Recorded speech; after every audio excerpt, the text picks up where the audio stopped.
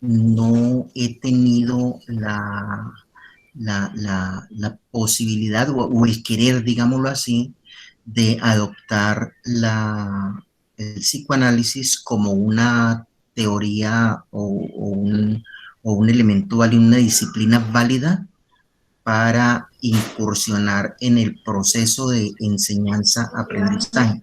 Sí me parece muy interesante el hecho del estudio de la persona y de la personalidad de que trata, obviamente, el psicoanálisis. Psicóloga, me imagino que es para que analizar a la persona, cómo actúa, pues cómo se comporta, ante qué situaciones, eh, cómo decir, cómo se comporta ante una situación o cómo, sí, cómo se comporta ante una situación. Pensaría yo que esa es como lo que yo tengo como conocimiento.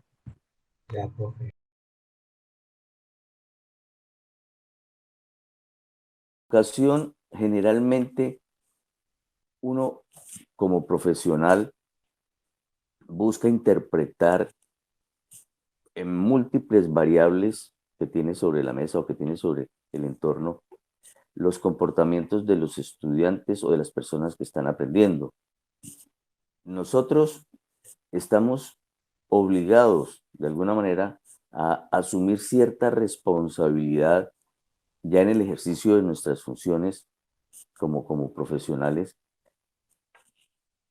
sujetos a una cantidad de variables que hacen que nos permita ver el mundo de una manera no tan común como la ven los demás. De literatura, para entrar a producir conocimiento o a entender el conocimiento ya creado, ustedes no pueden presumir simplemente de las variables que están expuestas. Detrás de esas variables o de hechos, llamémoslo así, para que ustedes me entiendan mejor, lo que está a la vista no propiamente es lo que realmente es.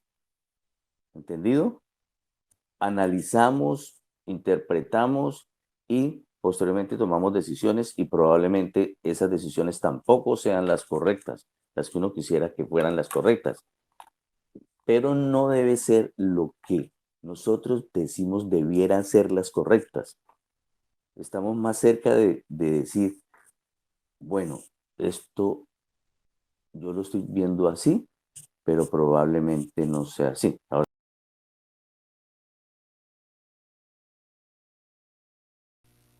Yo llegué a la docencia por circunstancias de la vida, ¿sí? Cuando yo ingresé, me inscribo a la universidad, me inscribo a medicina, ¿sí? Porque mi mamá, desde muy niño, me decía que ella quería un hijo médico.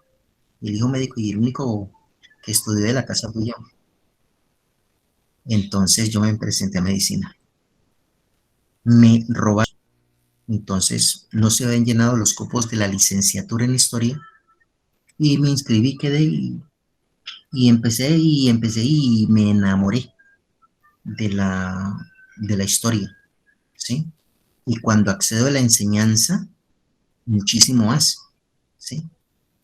Entonces me encarreté y en este momento yo me considero un apasionado, ¿sí?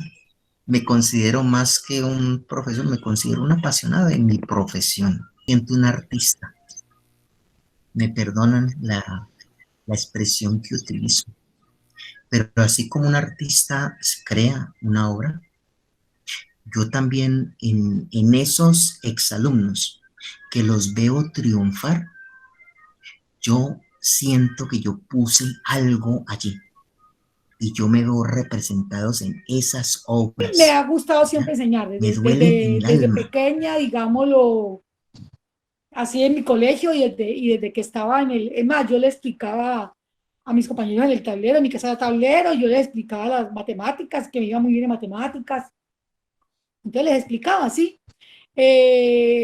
Yo no sé si Camila les ha contado, yo primero antes de ser contadora fui monja, ¿sí? Y desde ahí, desde monja, también enseñé a niños de kinder, y me parece terrible. Como kinder me parece muy, muy terrible, porque sí, pienso que necesita vocación, porque uno o vocación no, como, porque la vocación la hay, pero pues manejar niños tan bebés es muy complicado, ¿sí? Ahí toca como salir, no sé qué pasó, pero me llegó un mensaje y me sacó ahí, bueno. Entonces, la verdad es que como te decía, desde ahí me ha gustado mucho enseñar y pues yo además lo hice en colegio privado en Bogotá, como te digo. No estudié como licenciatura porque no, ya tanto me parecía que por el lado de la contaduría, por el lado de ahí, pues me iba a ir, digamos, me metí por ahí, porque en el momento que yo llegué al convento, pues me puse a escoger y me metí por ahí. Pero pues pienso que sí tenía esa vocación por allá muy escondida y de pronto se despertó como ya estuve en el convento y compartía con personas y catequizaba y más. Entonces, digamos que ya llegué a esa conclusión de después eh, ser maestra y se Pregunta es muy problemática. Yo, por ejemplo, a los estudiantes no los considero un medio. Yo soy kantiano, ¿sí? Y Kant plantea que hay que considerar a los seres humanos como fines en sí mismos, ¿sí? Entonces, yo tengo un saber que tengo que transmitir, ¿sí? Pero más que transmitir, yo trato de hacer que que lo que yo sé sea un proceso de formación, no de información, que es diferente. Yo no les transmito información a mis estudiantes, sino que trato de que eso sea formativo del sujeto, ¿sí? Y en esa medida, si fin, el estudiante es un fin en sí mismo, ¿sí? Es él el que tiene que llegar a crecer con el conocimiento que yo imparto, ¿ya? Es él. No soy yo, es él el que tiene que crecer, ¿sí? Que mi saber le posibilite al estudiante crecer, le posibilite al estudiante mejorar, ¿sí?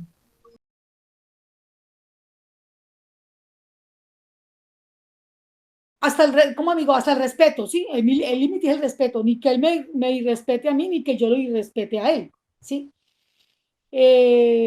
¿Por qué te digo esto? Porque muchas veces, sobre todo los muchachos jóvenes, los que están en 10 y en 11, ustedes ya pasaron por ahí, ustedes llegan a 11 y ya creen que cogieron el mundo con las manos, ¿no? Como yo les digo a los muchachos.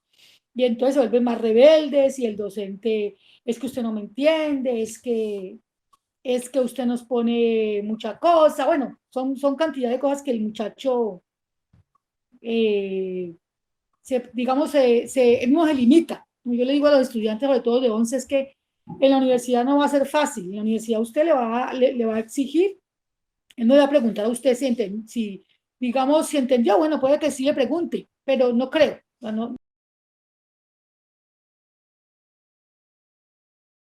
Hay cosas de allí que yo no comparto, ¿sí? Pero pues yo tengo que trabajar en favor de CPI, pero hay cosas que no comparto porque son demasiado normativas que no llevan a nada, ¿sí? Se necesita más formación pedagógica para, para tratar de modificar los PEI. Yo creo que la mayor parte de los PEI están llenos de una gran cantidad de normatividad. Normatividad, normatividad, normatividad, ¿sí? Y tratar de incluir esos nuevos elementos que traen que los estándares, que las cosas, pues los objetivos, y bueno, a mí me parece que si uno está bien fundamentado en su saber, ¿cierto? Y afortunadamente pues se logró que nos pudiéramos casar con una teoría de aprendizaje, ¿ya? En la cual pues, yo en cierta forma participé, y eso es muy importante, ¿ya? Pero creo que los PEI de las instituciones educativas son demasiado normativos, ¿sí? Y a veces esa normatividad es demasiado rígida y me parece que las cosas deben dar pie hacia una educación más liberadora, no tanto pues de enclaustrar, sino justamente de liberar. Es lo que me parece a mí que deberían ser, todas las instituciones deberían ser con ese objeto de que la educación sirva con ese objetivo de liberar. Paulo Freire.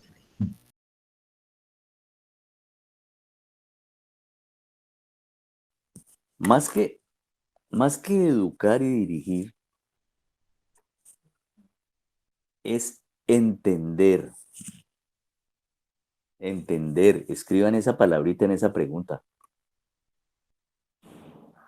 Más que educar y dirigir, ahí es que entender. ¿Cuál es la diferencia entre educar y dirigir? Bueno, pues lo que ustedes, mientras ustedes están educando, se están formando. El que dirige es el que ya con base en los conocimientos que obtiene, toma decisiones en favor de una causa, de un objetivo o de una solución. ¿Sí? Cuando ustedes estudian, por ejemplo, no sé si ustedes verán, no me acuerdo si está en el pensum, investigación de operaciones, hay una materia que llama investigación de operaciones, le juntan las matemáticas con el razonamiento lógico para tomar decisiones, ¿sí? Esa parte entre la investigación de operaciones y las matemáticas lleva a formar el conocimiento para poder tomar, para dirigir y poder tomar decisiones.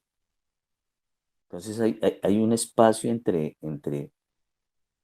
el riel de la carrilera que corresponde a la educación y el riel de la carrilera que corresponde a la dirección, a dirigir, ¿sí? Para usted poder dirigir, tiene que tener por lo menos la educación básica para tomar las decisiones que debe tomar, ¿ya? En alguna parte se van a encontrar esos rieles, ¿sí? ¿En dónde se van a encontrar? Cuando usted decide con base en lo que ha aprendido y con base en lo que ha estudiado. ¿Estamos?